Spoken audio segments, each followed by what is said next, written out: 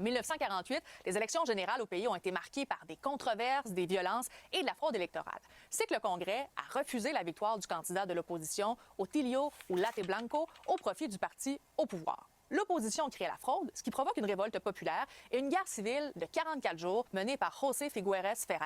Sa Légion des Caraïbes prend rapidement le dessus. Résultat, environ 2000 morts. Figueres devient président temporaire et instaure une démocratie. Il abolit l'armée, une décision historique pour un pays indépendant.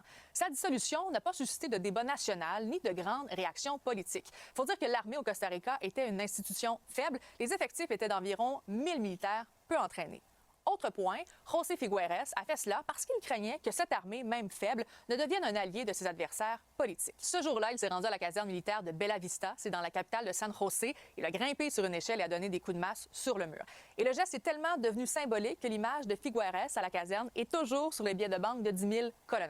On peut se questionner, comment un pays peut survivre sans armée? C'est une très bonne question et je vais citer l'ancien président costaricain Oscar Arias Sanchez qui a reçu le prix Nobel de la paix en 1987.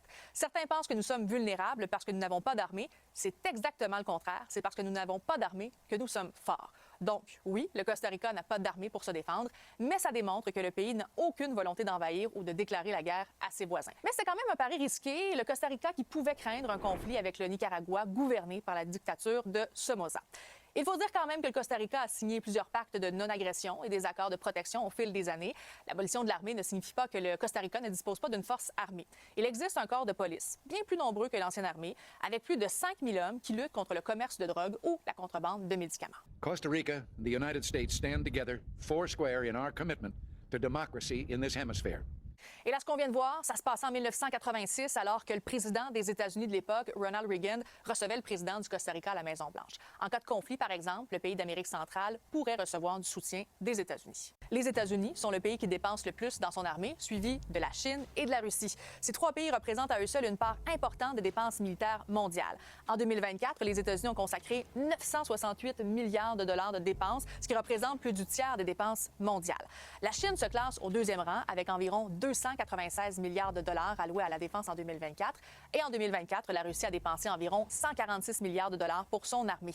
En 1948, les élections générales au pays ont été marquées par des controverses, des violences et de la fraude électorale. C'est que le Congrès a refusé la victoire du candidat de l'opposition, Otilio Ulate Blanco, au profit du parti au pouvoir. L'opposition crée la fraude, ce qui provoque une révolte populaire et une guerre civile de 44 jours menée par José Figueres Ferrer.